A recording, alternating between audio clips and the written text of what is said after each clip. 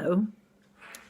On Christmas Day, 1962, 7 young couples sat down to enjoy their Christmas lunch at one of the Thurso hotels.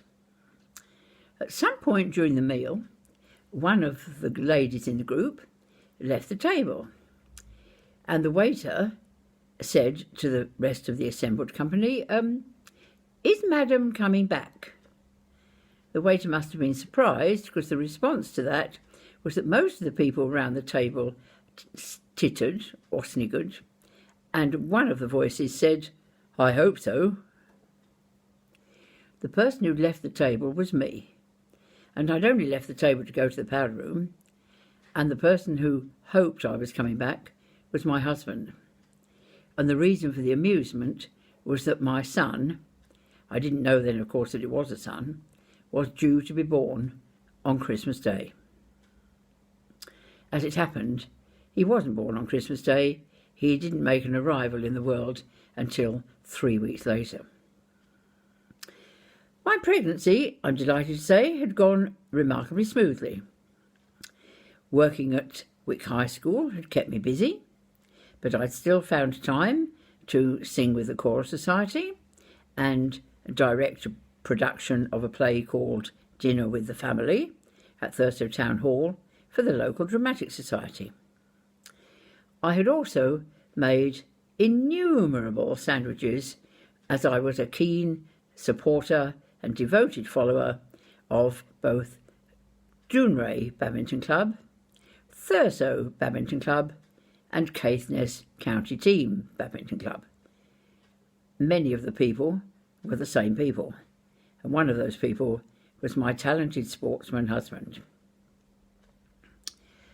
As it happened, my son decided to make his arrival on an occasion which was not the best timing in the world, because the badminton club, I don't remember which one, were playing away. I think they were playing at a place called Dingwall. And I had gone with Tom and my friends in order to watch the match. Tom, by the way, was my husband. I don't think I've mentioned that hitherto. At some point during the match, I became pretty convinced that I shouldn't be sitting there enjoying the badminton. I should be reporting to Dunbar Hospital Maternity Unit, because I thought things were beginning to happen. Eventually, I managed to attract my husband's attention when he was not actually playing in one of the matches, and he hastily got the car, and I was bundled into the car, and with a chorus of good wishes from all of the rest of the people there on that evening, we drove back to Thurso, and I was duly, dare I say, delivered to Dunbar Hospital. Deposited might be more appropriate, because in those days men didn't tend to stay and be present during the birth of a child, and my husband still had a couple of games to play in the match, which was a needle match, and the outcome of the match depended on his success on the court. So, having made sure that I was well looked after and comfortable, as far as I'm aware, he went back to the badminton. My son took a long time to arrive. I'm told that 24 hours is not actually that long for the delivery of a first child, but it seemed pretty long to me. I'm also told that it is not unusual for women in extremes of pain and distress to curse and swear while having a child. I'm no exception, but I was teased by the midwives after the event was all over, because the only expletive that I had used during the process of childbirth was gosh. They thought it was terribly English, stiff upper lip, the fact that I had actually used the word gosh several hundred times notwithstanding. nothing still seemed to be happening. The midwife was caring for me very carefully. She was short of stature, and in order for her to see what she was doing, she had a little platform on which she could stand in the labour ward so that she was high enough to have an appropriate view of her patient.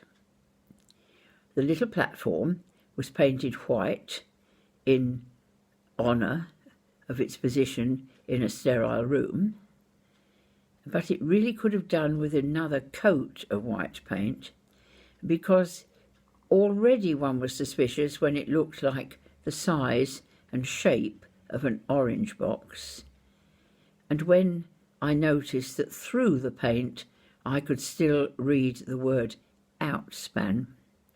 Even in my extremity I was amused. When the process of dilation had gone on for a long time, and the midwife was sure the child was about to arrive, she kept saying to me, "We're nearly there, we're nearly there, I can see the head, I can see the head."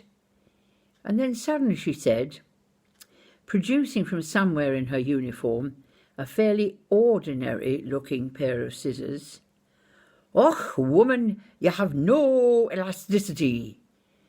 At which point, with a couple of enthusiastic and appropriate snips, and with a great deal of blood and a fair bit of yelling on the part of my lusty son, suddenly there I was, a mother of a very healthy and energetic little boy.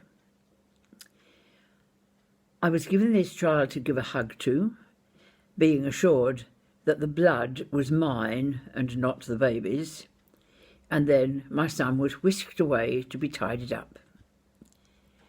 The tidying up involved trimming his mass of hair and also trimming his tiny fingers and toenails, which were so long they were likely to do either him or me danger. Thereupon the midwife set to sew up where she had cut. Later on that night, my friend and doctor arrived.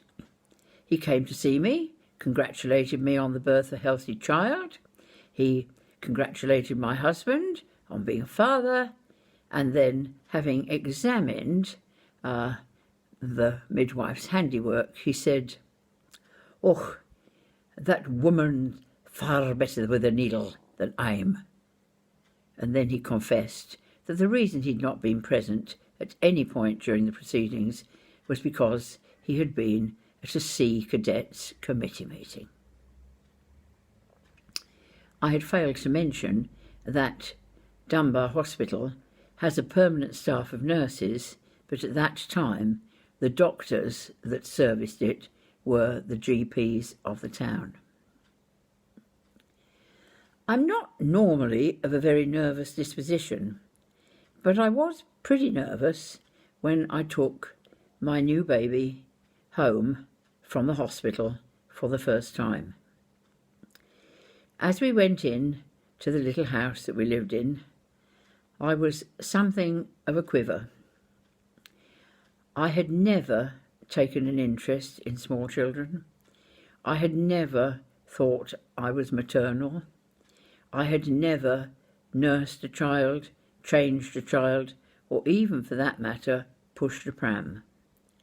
And this scrap of humanity was there with me to make sure that he lived a healthy, happy life. And I wasn't sure that I knew how to do that.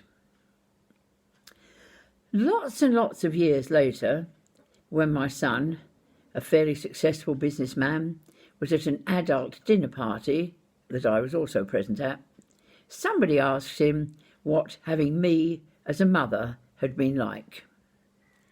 He grinned and said, "Appropriate chastisement and loving neglect." I'm not sure that I recommend that to you as a form of childcare, But since he's done pretty well for himself in this life, I must have got something right. And I'll tell you some more another day. Bye-bye.